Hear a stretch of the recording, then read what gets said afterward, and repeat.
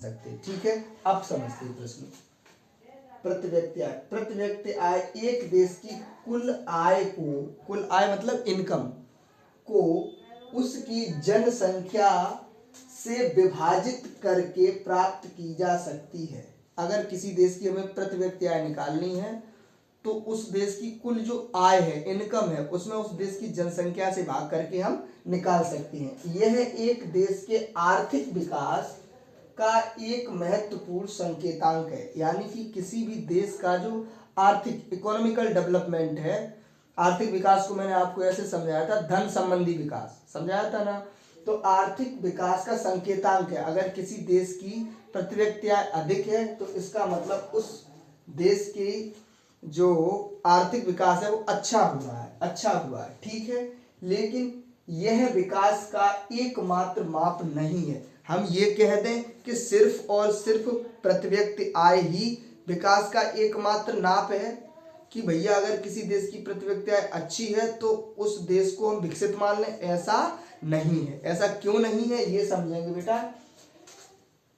नहीं माना जा सकता है क्योंकि इसके महत्वपूर्ण पहलू, जो अन्य महत्वपूर्ण पहलू हैं उनको नजरअंदाज कर देता है। ये कि सिर्फ हम ये मान लें कि प्रति व्यक्ति आय अधिक है तो अन्य जो महत्वपूर्ण पहलू हैं विकास के, उनको ये नजरअंदाज कर देता है। कैसे नजरअंदाज कर देता है तो समझेंगे। आय की असमानता, प्रति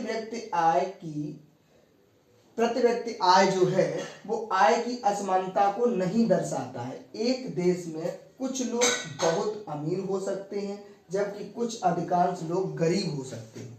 यानी कि समझो कि मैंने इस तरीके से समझो इस तथ्य को कि किसी लोगों की वास्तविक इनकम को नहीं दर्शाता कि कुछ लोग तो गरीब हैं लेकिन कुछ लोग बहुत ज़्यादा अमीर हैं, तो ये इस असमानता को नहीं दर्शा पाता। इसलिए भी हम इसको नहीं मान सकते कि प्रति व्यक्ति आय किसी देश की जो विकास है उसको बताता है। ये हम नहीं कह सकते पूरी तरीके से, क्योंकि कुछ लोग तो बहुत गरीब और कुछ लोग बहुत अमीर हैं, तो ये इस असमानता को दर्शाता है। क्लियर।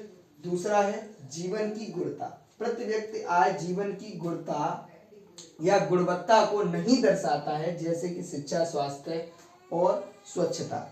प्रति व्यक्ति आय से हम ये पता नहीं कर सकते कि भाई उस देश में शिक्षा, स्वास्थ्य की कैसी गुणवत्ता है, शिक्षित स्वास्थ्य सेवाएं और शिक्षा बच्चों को भली बात मिल रही है, लोगों को स्वास्थ्य सेवाएं मिल रही, ये हम प्रति व्यक्ति आय से नहीं ज्ञात कर सकते। कुछ व्यक्ति तो अच्छा पैसा उनके पास, तो कुछ व्यक्ति तो अच्छी स्वास्थ्य सेवाएं और शिक्षा सेवाएं ले सकते हैं, मतलब एजुकेशन अपने बच्चों को दिला सकते हैं। लेकिन कुछ व्यक्ति जिनके पास पैसा कम है वो अच्छी सुविधा, शिक्षा, स्वास्थ्य सेवाएं, गुणवत्तापूर्ण जीवन यापन नहीं कर सकते। तो दूसरा पहलू ये हो गया।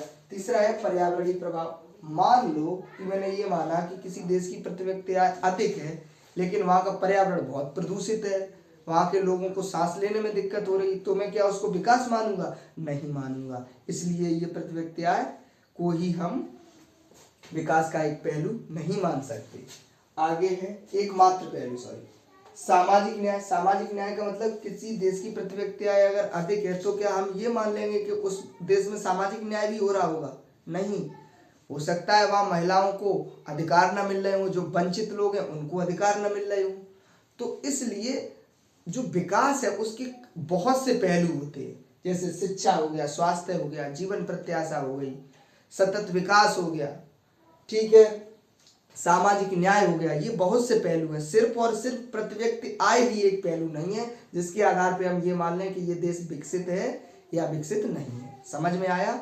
तो इस प्रश्न को लिख लेंगे और आप इसको समझ भी लेंगे। ठीक है।